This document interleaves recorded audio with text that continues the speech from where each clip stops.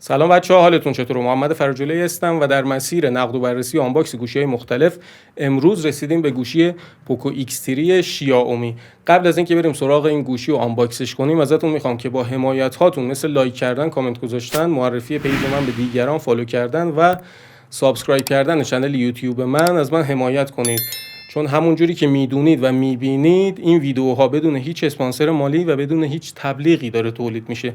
پس با حمایت هاتون این راهی رو که داریم با هم پیش میبریم هموارتر کنید. دمتون گرم. بریم سراغ آنباکس پوکو X3 جذاب شیائومی.